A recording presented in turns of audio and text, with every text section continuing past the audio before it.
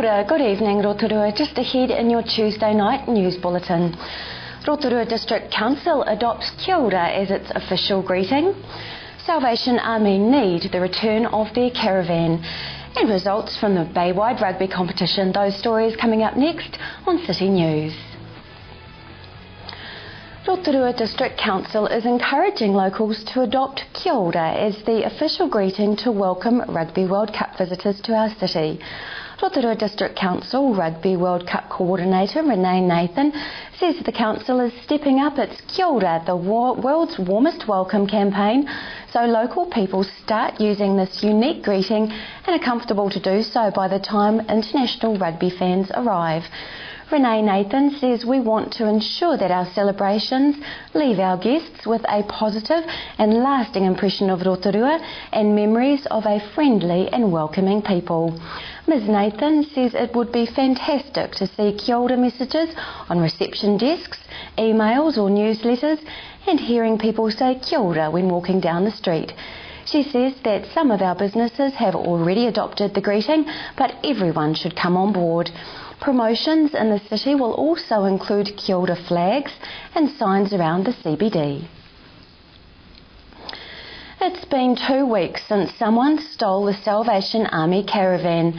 The large caravan was parked close to the doors of the Gull Service Station garage on Edmund Road on Monday the 4th of April when it was taken sometime between 10 p.m. on Monday and 6 a.m. on Tuesday. It was waiting for a warrant of fitness check so it could be refurbished. Manager of Salvation Army's Community Services, Graham Stark, says somebody must have witnessed the thieves driving away with the heavily sign-written blue and white chevron panorama caravan. Graham Stark says if there is a civil emergency in Rotorua, the Salvation Army won't be able to provide meals to help out thanks to the thieves who stole their caravan.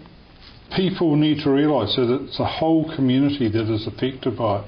Sure, we were going to do the social needs things with the food bank. We were going to be teaching people how to cook. But the biggest thing is that if, and God forbid that there's not, but if there was a civil defence disaster here in Rotorua, we don't have the facility now to actually feed the volunteers, the people that need it, that would be working. Senior Sergeant Warwick Murehu of the Rotorua Police says the incident was being investigated and anyone with any information about the theft can contact police on 0800 tip-off. Lakes DHB wants families and caregivers to remember that immunising children on time provides the best protection for children from vaccine-preventable diseases. This week is Immunisation Week and Medical Director and Child Health Specialist Dr Johan Moreau says immunisations protect babies and children from serious diseases like measles and whooping cough.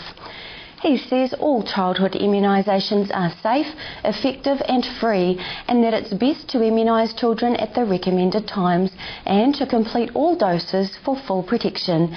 He adds that the act of immunising your child helps to protect the child as well as protecting the whānau and the community.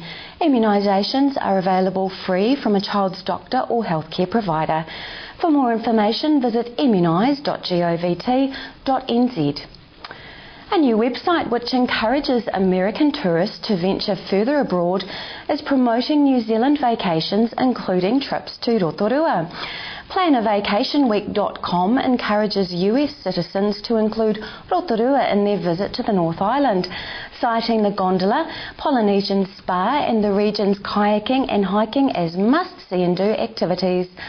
The well-meaning website also makes mention of Rotorua's rich Maori culture who coexist peacefully among the English and Scottish descendants.